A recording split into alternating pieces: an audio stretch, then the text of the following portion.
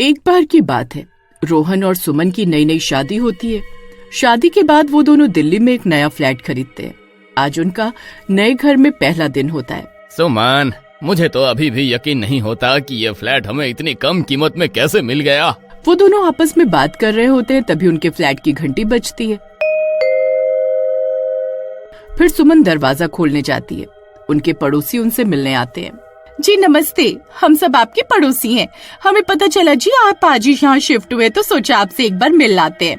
हाँ जी, आइए ना। आप लोग बाहर क्यों खड़े हैं? अंदर आइए ना। फिर वो लोग घर के अंदर आते हैं। हमें आपसे एक जरूरी बात करनी थी। जी बताइए ना। हो सकता है आप मेरी बात पर यकीन न करें, लेकिन इस बिल्डिंग पर एक 100 साल की बूढ़ी चुड़ैल का साया है। वो चुड़ैल रोज रात को अलग अलग औरतों का भेष बदल कर आती है और सबके दरवाजे खटखटाती है, और जो भी दरवाजा खोलता है वो उससे रोटी और प्याज मांगती है।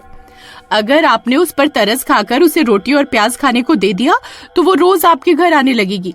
फिर अगर आपने उसे अगले दिन रोटी प्याज नहीं दिया तो वो अपने असली रूप में आ जाती है और उन्हें मार डालती है। इस बिल्डिंग में बहुत सारे लोग ऐसे मारे जा चुके हैं, तभी यहाँ के दाम सबसे कम है। हम सब कब से अपना अपना घर बेचना चाहते हैं, लेकिन कोई खरीदने को तैयार ही नहीं होता। देखिए, हम इन भूत प्रेतों पर विश्वास नहीं करते। ऐसा कुछ नहीं होता। ये सब अंधविश्वासों की बातें हैं। किसी ने जानबूझकर ऐसी अफवाह फैलाई होगी ताकि इस बिल्डिंग के दाम गिर जाए और वो इस मौके का फायदा उठा सके। मुझे पता था कि आप मेरी बातों पर विश्वास नहीं करेंगे, लेकिन आप लोगों ने उस भीख मांगने वाली औरत की शिकायत पुलिस से क्यों नहीं की? हमने पुलिस को इसकी शिकायत की थी। पुलिस ने आसपास की भीख मांगने वाली औरतों को गिरफ्तार भी किया, लेकिन कुछ ही दिनों में उन्हें छोड़ दिया। पुलिस को उनके खिलाफ कोई सबूत ही नहीं मिले। रोहन, मुझे तो बहुत डर लग रहा है। कहीं हमने यहाँ फ्लैट खरीदकर कोई गलती तो नहीं कर दी ना?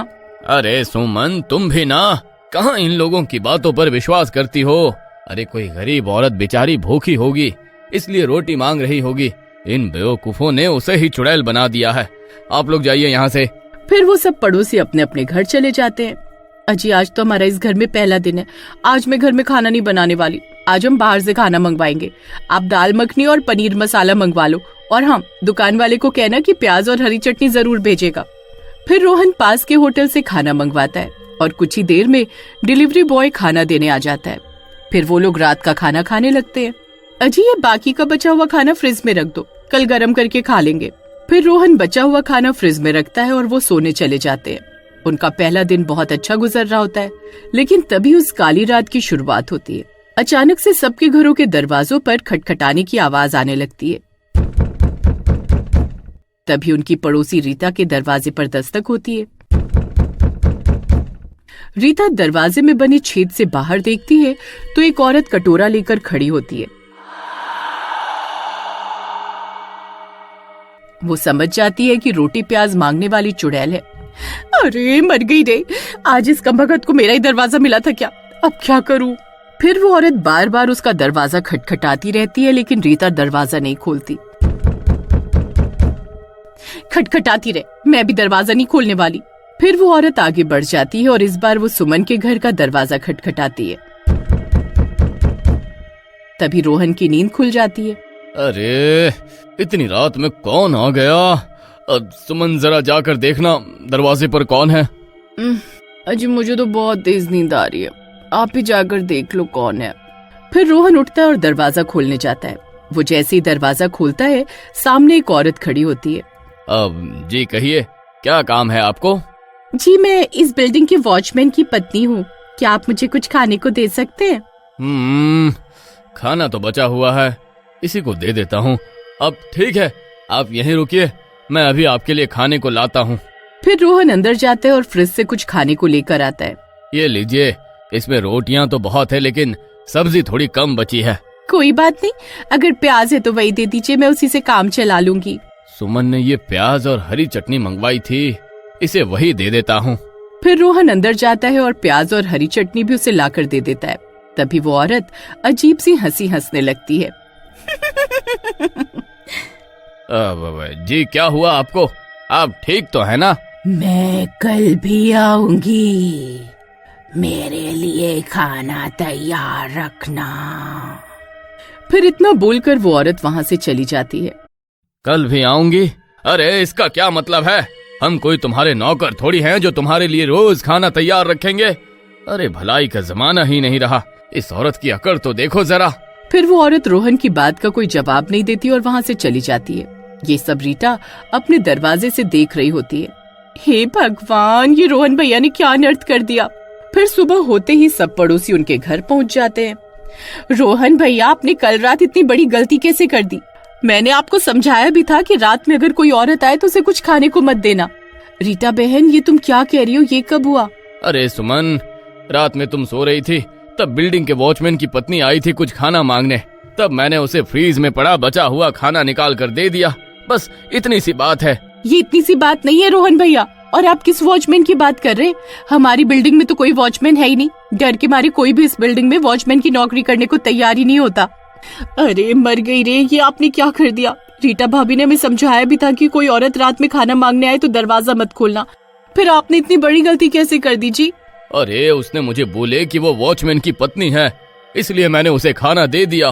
क्या उसने आपसे प्याज भी मांगे थे?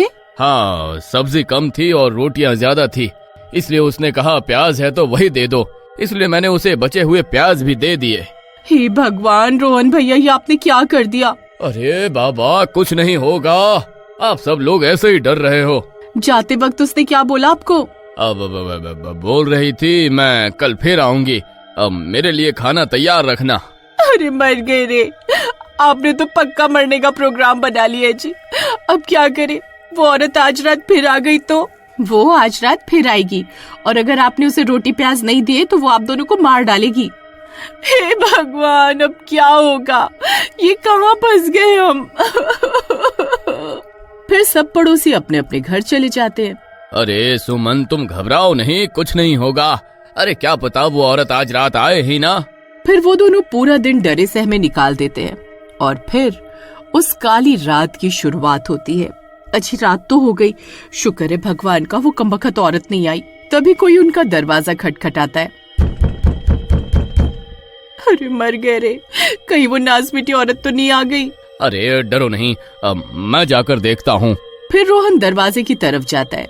फिर दरवाजे में बने छेद से झांक कर देखता है तो बाहर वही कल वाली औरत खड़ी होती है।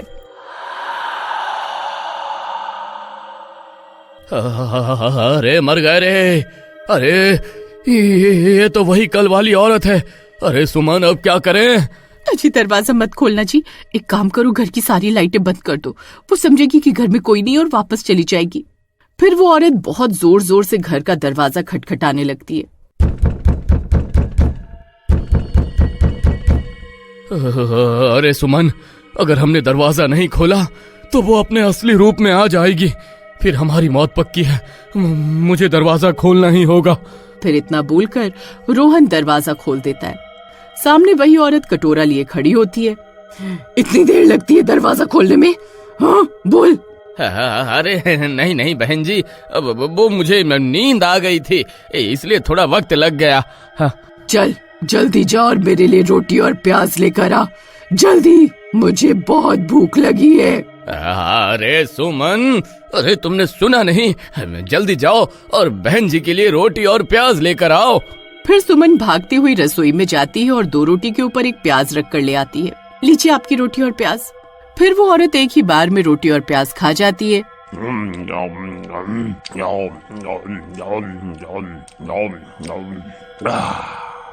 मुझे और भूख लगी है, जल्दी जाओ और रोटी प्याज लेकर आ।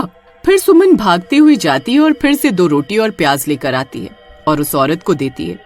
वो औरत एक झटके में पूरी रोटी और प्याज खा जाती है। मुझे और भूख लगी है, 2 रोटी से मेरा क्या होगा, जल्दी जाओ रोटी प्याज लेकर आ। फिर सुमन बार बार रोटी प्याज लेकर आती है और वो चुड़ैल एक झटके में खा जाती है। बहन जी, अब तो सारी रोटियां खत्म हो गई है, अब रोटी नहीं बची है, आटा भी खत्म हो गया है। तभी उस औरत को गुस्सा आ जाता है। तेरी इतनी हिम्मत, मुझे रोटी के लिए मना करेगी? अरे नहीं बहन जी, आप गुस्सा मत हो, मैं कल दुकान से बहुत सारा आटा ले आऊंगा। ठीक है, मैं कल रात फिर आऊंगी। फिर इतना बोलकर वो औरत वहाँ से चली जाती है। क्या वो औरत कल फिर आएगी? क्या रोहन और सीमा कल की रात अपनी जान बचा पाएंगे? देखते हैं इसके अगले भाग में। स्टोरी को लाइक करना ना भूलें। Thanks for watching.